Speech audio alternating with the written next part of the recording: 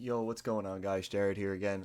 So today I wanted to talk about just something that's been going on in the community and market wise. Usually, I'm not really big on like market type videos, but or discussing it really because markets always fluctuate. And if I'm wrong, I don't want it to be my fault that you guys lose money because it's not my money to be using. I would just have a really guilty conscience about that. But overall, obviously, Call by the Grave went to one in the previous ban list. So I wanted to talk about why triple tactical talents has gone up in price as a pseudo like replacement for Call by the Grave. But I just don't think it's a good like buyout, like a good call, just because like Call by the Grave by itself was not being played in the meta before the ban list. Like it just wasn't a good card because the best hand traps are on Permanence, Nibiru, and Gamma, and Call by did nothing to any of those. Like people were playing like Valor and Ash Blossom and like occasionally Ogre, but like that's it. Like and those aren't the impactful ones. Those are the hand traps you usually play through. Usually you need like one of those plus something else to even stop like a normal combo. So like Call by the Grave going to one shouldn't have even affected the market that much in the first place. I think this is just like more of a panic thing. But what I wanted to talk about was alternatives that are much cheaper than triple tactics talents if you were trying to play through hand traps. And this is going to go specifically in the Infernoble because that's the deck I've been using the most. But some of these lay over, and there's like definitely generic cards that we can talk about into the video itself. So yeah, so this is what we're gonna replace, and then I have some of them pulled up here. Yeah, so this is what we want to replace. So obviously in Infernoble, these all help with hand traps. This is pretty straightforward. If you watch any of the streams of me playing this deck, you'll know that Oliver can help play around things like Valor and Impermanence. Ogier can help play around things like Gamma and Ogre. And Gearfree can help play around things like Nibiru. Also, alternatively, in the extra deck, if you can pump out a Herald early on, that'll also help play for a hand trap, depending on how you build your deck. Some decks can just do that. They can make the Herald early. So it's very important. Obviously, you can still play the one Call by the Great, but like I said, it's still not that impactful. And we still don't have Crossout Designator yet, which we do not know the specific time that we're going to be getting it. We can like make safe assumptions, but it's not confirmed yet.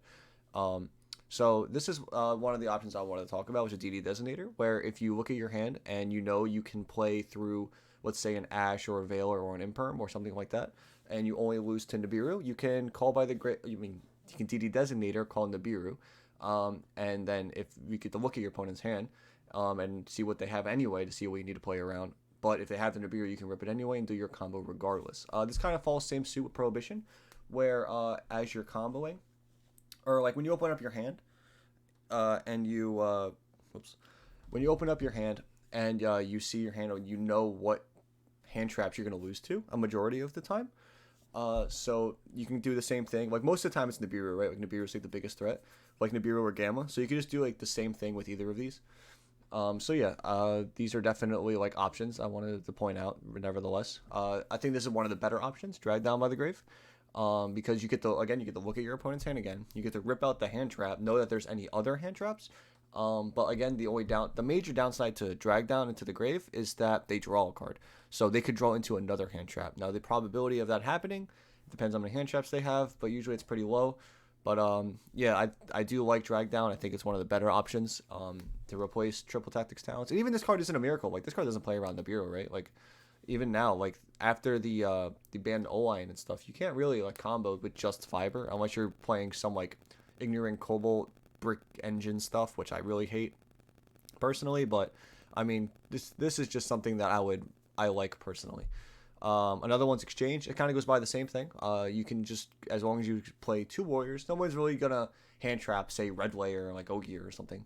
Usually they'll just leave it. So after you summon the two warriors, you just play Exchange, and then you just look at their hand, know exactly what they have, take the hand trap that they want, and yeah, you can just obviously just take it.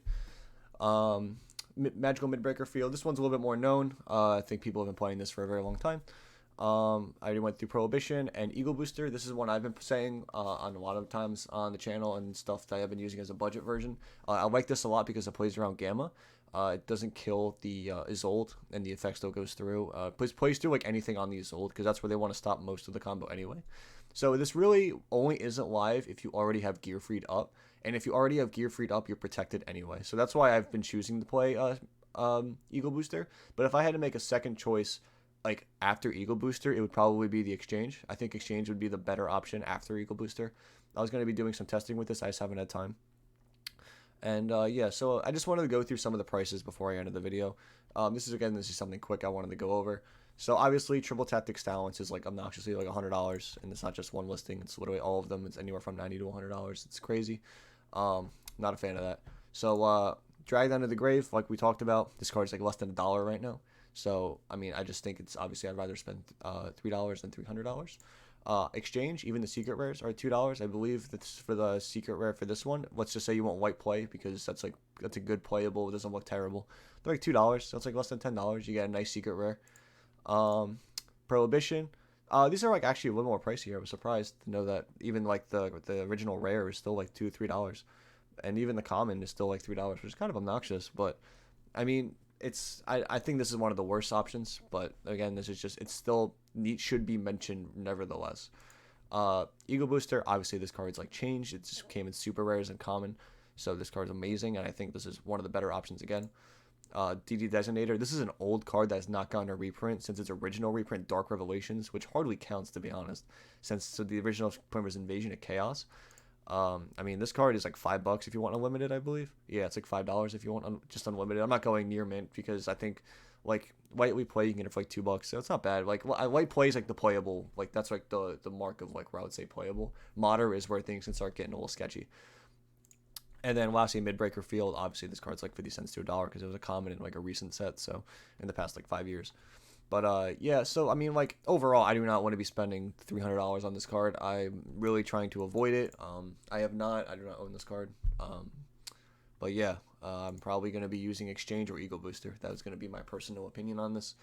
Feel free to let me down in the comments what you're going to be using, or if anything else you are going to be trying that I might have missed. Who knows? I know some Dragon Link decks have some different variations. Obviously, Adamantipator has things like Guardian. So every deck has their own little niche ways to play around hand traps. But this, for me personally, I've just been playing Infernoble, so I feel like that would be the highlight of what it would be. So either way, I hope you guys enjoyed this video. Feel free to subscribe down below. Normal YouTube stuff, you know, all the general stuff. Subscribe, like, comment. And yeah, and feel free to follow me on Twitch. Sometimes I stream on there to just test whatever decks, try to have fun, like talking to you guys, whoever it may be. But yeah, either way, I'll see you in the next video, and thanks for watching.